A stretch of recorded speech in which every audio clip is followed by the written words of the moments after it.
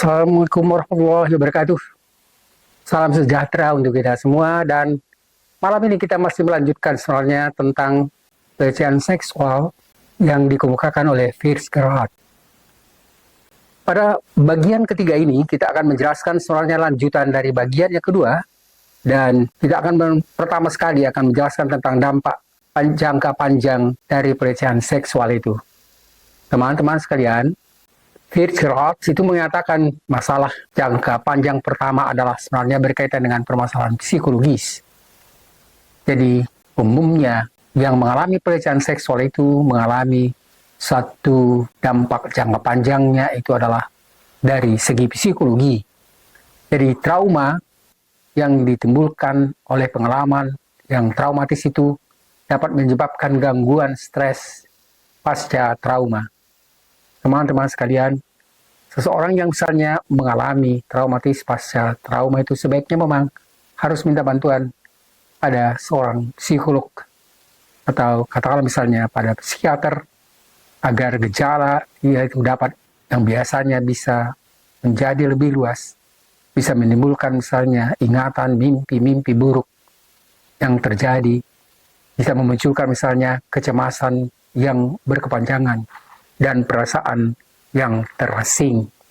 Perasaan terasing itu terutama sekali disebabkan karena dia merasa yang memiliki dosa kesalahan yang ingin selalu disembunyikan dari orang lain. Tapi kalau ini memang sebenarnya akan bisa lebih berdampak panjang dan itu yang kita katakan tadi misalnya pengalaman traumatis yang menyebabkan gangguan trauma dalam masa yang panjang.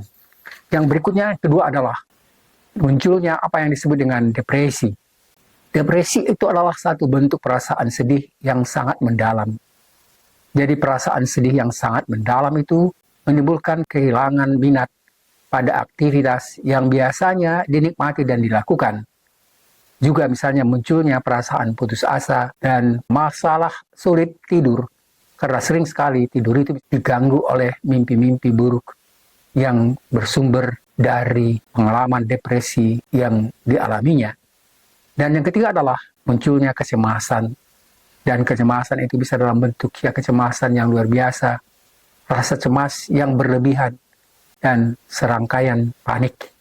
Dan sering sekali misalnya orang seperti ini justru melakukan sebenarnya tindakan-tindakan yang irasional. Karena ketakutan yang tidak irasional itu terhadap situasi tertentu.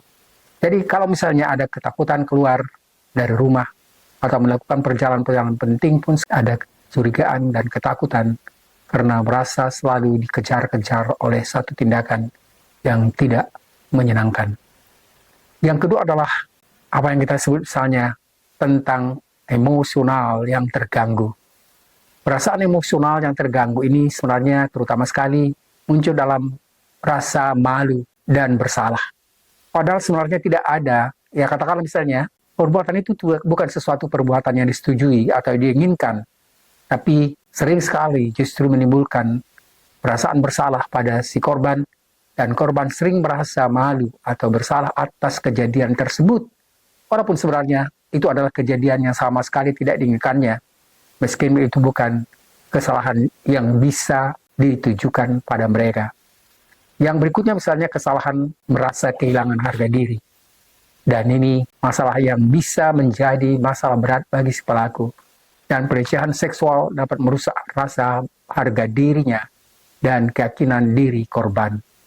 Teman-teman sekalian, sebenarnya kalau misalnya untuk menghindari ini, apa yang dilakukan oleh CAT itu adalah sesuatu tindakan yang lebih baik, lebih jauh meninggalkan beberapa masalah yang berkaitan dengan masalah emosional yang ditimbulkan oleh dampak kekerasan yang dialami. Yang berikutnya adalah kemarahan dan frustasi. Perasaan marah yang intens dan frustasi terhadap pelaku atau situasi tersebut. Yang menjadi permasalahan adalah kalau misalnya memang pelaku itu masih sering sekali misalnya melihat atau bertemu dengan yang bersangkutan. Dan setiap ada pertemuan, itu akan mencoba untuk mengingatkan kembali. Dan seperti misalnya memperbarui pengalaman-pengalaman yang sudah lama terjadi. Yang berikutnya adalah dampak fisik. Fritz Gerhard mengatakan bahwa dampak fisik itu adalah salah satu adalah gangguan tidur. Gangguan tidur ini biasanya sering dirasakan dalam bentuk insomnia atau mimpi buruk yang mengganggu tidur korban. Jadi mimpi yang sering muncul, kemudian tidur muncul lagi. Dan itu adalah yang kita sebut tadi dengan insomnia. Dan yang berikutnya adalah masalah kesehatan. Masalah kesehatan yang sering sekali muncul dari dampak apa yang kita sebut tadi dengan kekerasan atau pelecehan seksual itu adalah munculnya stres kronis akibat pelecehan yang dapat menyebabkan berbagai masalah kesehatan seperti misalnya sakit kepala, gangguan pencernaan, dan tekanan darah tinggi. Itu adalah bagian-bagian sebenarnya masalah yang disebabkan oleh stres kronis yang kita kemukakan tadi sebagai dampak dari pelecehan seksual. Yang berikutnya adalah gangguan makan. Jadi gangguan makan ini sebenarnya kan itu sangat bersifat psikologis juga. Jadi gangguan makan itu menimbulkan atau menyebabkan beberapa korban mungkin mengalami gangguan makan seperti apa yang disebut dengan anoreksia atau bulimia sebagai cara untuk mengatasi trauma mereka. Teman-teman sekalian, yang keempat adalah melakukan isolasi sosial.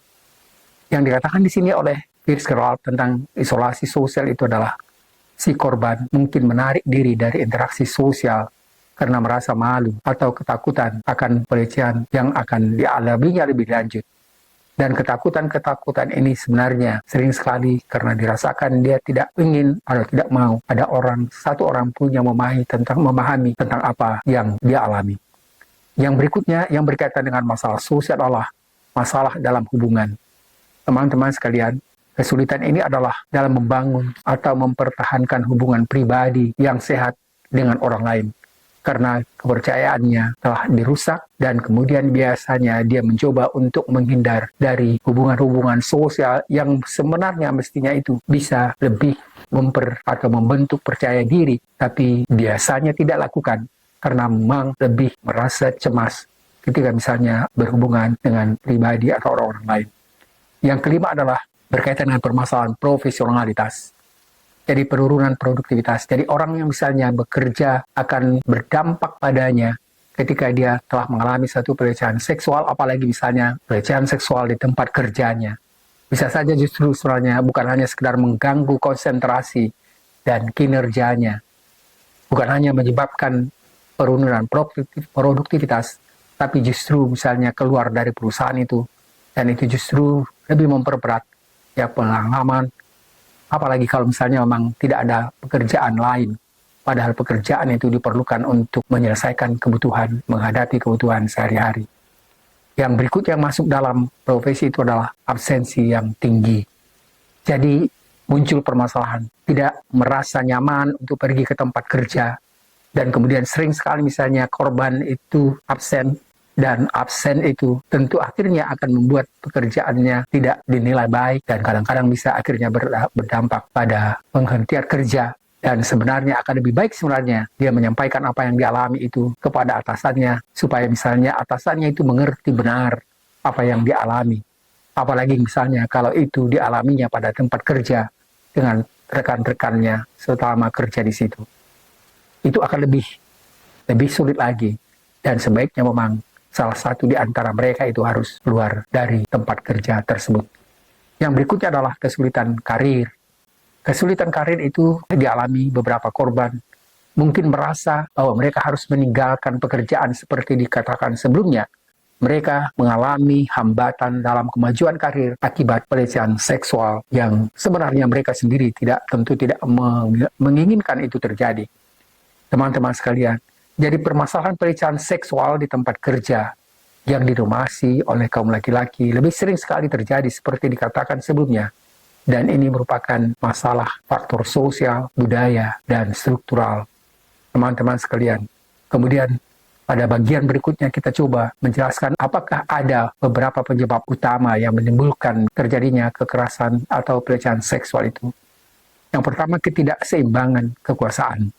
Dominasi laki-laki di tempat kerja dan didominasi oleh laki-laki yang sering memegang posisi penting, memegang katakanlah misalnya kekuasaan lebih tinggi dapat menyebabkan penyalahgunaan kekuasaan itu dan kemudian melakukan kekuasaan terhadap kaum perempuan, karyawan yang ada di tempat kerja itu.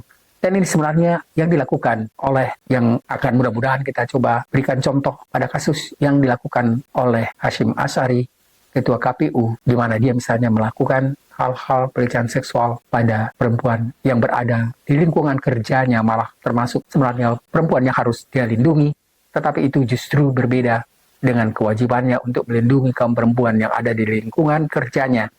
Sebaliknya justru melakukan hal-hal yang jauh dari etika dan norma-norma sosial. Yang berikutnya adalah hierarki.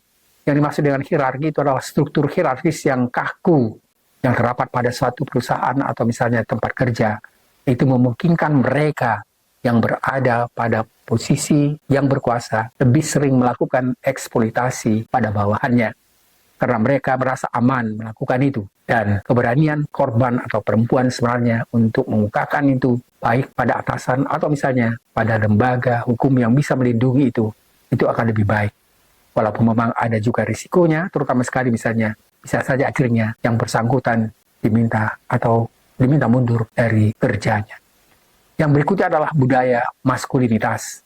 Jadi budaya maskulinitas ini sebenarnya ini menjadi permasalahan penting, karena pada budaya maskulinitas mereka dianggap sebenarnya memiliki posisi yang lebih tinggi dari kaum perempuan. Permasalahan yang dijelaskan misalnya dikemukakan pada kajian-kajian feminis, dan sekarang sering sekali bukan digunakan istilah feminis atau feminisme, tetapi misalnya kajian gender. Perubahan dari istilah feminis dan gender itu sebenarnya juga merupakan satu perubahan pandangan dalam masyarakat. Jika misalnya pada masalah yang feminis dan maskulinitas dan feminitas itu biasanya memang masih sering atau dianggap ada dominasi kaum laki-laki terhadap kaum perempuan, dan kaum perempuan itu melakukan upaya untuk menghilangkan atau paling tidak mengurangi dominasi laki-laki itu terhadap kaum perempuan. Tetapi sekarang istilah itu sering sekali sebenarnya digunakan bukan lagi dalam perbedaan antara feminitas dan maskulinitas, tapi lebih banyak menggunakan istilah gender. Istilah gender itu sebenarnya lebih tidak melihat dua hal yang selalu dipertentangkan, tetapi sebenarnya sekarang pada apa yang kita sebut dengan pembicaraan tentang lingkungan antara feminitas dan maskulinitas, itu lebih banyak dibicarakan pada masalah kesetaraan gender, masalah keadilan sosial, dan hal-hal yang tidak melihat dua bidang itu, dua budaya itu yang saling bertentangan. Jadi penggunaan istilah yang kita sebut tadi dengan gender itu juga sebenarnya dilakukan dan terjadi pada kajian feminis yang dulu di lingkungan Universitas Indonesia. Mungkin saya tidak salah kalau menyatakan bahwa kajian feminis itu pertama sekali terjadi di Indonesia itu pada program kajian feminis di Universitas Indonesia. Saya termasuk sebenarnya pengajar di lingkungan itu dalam waktu yang cukup lama. Jadi lingkungan kerja yang didominasi oleh laki-laki mungkin lebih memiliki norma-norma budaya yang mendorong kaum laki-laki itu atau maskulin itu yang lebih agresif dan mendominasi kaum perempuan. Yang berikutnya yang masuk dalam budaya itu adalah perilaku tidak patut, yang tidak layak. Perilaku yang tidak patut atau tidak layak itu misalnya bisa dilakukan seperti pada bagian yang berikutnya itu dalam bentuk lelucon yang kasar. Bisa misalnya dalam bentuk komentar seksual dan perilaku agresif yang lebih diterima atau diabaikan dalam budaya kerja yang sangat maskulin. Yang ketiga adalah berkurangnya kesadaran dan pendidikan teman-teman sekalian. Memang salah satu hal sebenarnya yang mungkin penting sekali dilakukan untuk menghindari tentang terjadinya misalnya pelecehan seksual atau sexual harassment itu adalah melakukan pendidikan dan pelatihan, karena itu bisa menyebabkan kurangnya pemahaman tentang permasalahan seksual itu, dan mereka lupa bahwa mestinya ada kesetaraan antara kaum laki-laki dan perempuan, dan itu yang saat tadi kita sebut istilahnya dengan masalah gender yang dapat membuat karyawan tidak menyadari adanya hak antara laki-laki dan perempuan yang sama, walaupun memang tetap ada batas-batas perilaku yang harus dilakukan dalam batas perilaku yang tepat atau normatis. Yang berikutnya adalah stereotip gender.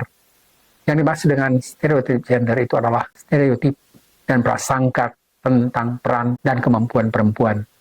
Dapat juga ini sebenarnya masih sampai sekarang itu masih sering terjadi. Walaupun misalnya tidak seperti dulu-dulu dominannya pandangan itu, yang menganggap ada keistimewaan, ada dominasi kaum laki-laki dibandingkan dengan kaum perempuan. Dan akhirnya sekarang mudah-mudahan sudah jauh sekali berubah. Kalau misalnya kita lihat, kalau dulu dalam masyarakat yang tradisional, sering dikatakan bahwa perempuan itu tidak perlu kuliah tinggi-tinggi atau misalnya belajar sampai ke universitas, karena mereka toh akhirnya akan tetap bekerja di dapur atau di rumah dan tempat tidur. Teman-teman sekalian, itu adalah satu apa yang kita sebut tadi stereotipe yang sebenarnya tidak benar. Dan sekarang hampir di semua fakultas kita melihat ada dominasi yang lebih banyak jumlahnya kaum perempuan daripada laki-laki. Jadi itu hampir-hampir hilang. Di Indonesia, mungkin kalaupun itu terjadi, bukan lebih banyak disebabkan oleh faktor perbedaan yang sifatnya maskulinitas dan feminitas, tapi lebih pada permasalahan ekonomi. Yang berikutnya yang keempat, dan mudah-mudahan ini adalah bagian yang terakhir yang kita jelaskan pada bagian ketiga ini, adalah minimnya representasi perempuan. Jadi minoritas perempuan bukan hanya di tempat kerja, yang biasanya tempat kerja, perusahaan, tapi juga sekarang selalu ada upaya misalnya untuk menentukan jumlah kaum perempuan, misalnya di DPR atau di lembaga pemerintahan yang lain. Dan ini sebenarnya dalam upaya untuk bisa mengatasi ya bagaimana kesenjangan antara laki-laki dan kaum perempuan di dalam tempat kerja. Karena baik laki-laki dan perempuan itu memiliki hak yang sama. Mereka diberikan dan sekarang selalu diupayakan adanya kesetaraan antara laki-laki dan perempuan. Yang berikutnya misalnya ada yang kita sebut dengan permasalahan isolasi. Isolasi sosial dan profesionalitas dapat membuat perempuan lebih rentan terhadap pelecehan dan intimidasi. Yang kelima adalah kurangnya kebijakan dan penegakan kebijakan yang lemah pada permasalahan hukum dan juga kurangnya penegakan hukum yang adil dan ketidakadilan dalam penegakan hukum yang berkaitan dengan pelecehan seksual. Itu bisa menyebabkan ketidakseriusan dalam mengambil tindakan-tindakan terhadap pelaku seksual. Yang keenam dan terakhir adalah ketidakberanian untuk melaporkan, ketakutan akan pembalasan dari pihak pelaku. Teman-teman, ini yang sebenarnya dianjurkan oleh CAT ketika misalnya dia mengatakan bahwa dia sendiri sebenarnya berat untuk bisa melakukan pengaduan tentang tindakan dari ketua KPU itu. Tapi kita harus berani katanya, dan dia memberikan contoh supaya kaum perempuan itu berani untuk bisa mengadukan apapun yang terjadi mereka yang berkaitan dengan permasalahan pelecehan seksual atau seksual harassment itu. Mudah-mudahan dia mengatakan dan dia berharap bahwa apa yang dia lakukan itu bisa menjadi contoh penting bagi kaum perempuan. Teman-teman sekalian, jadi perilaku yang kita katakan tadi tentang permasalahan-permasalahan pelecehan seksual itu perlu sekali menjadi perhatian, terutama sekali di lingkungan kerja. Dan bagaimana misalnya keberanian kaum perempuan diharapkan harus berani untuk mengungkapkan itu, mengadukan itu, supaya upaya untuk yang mengurangi terjadinya pelecehan seksual itu bisa terjadi.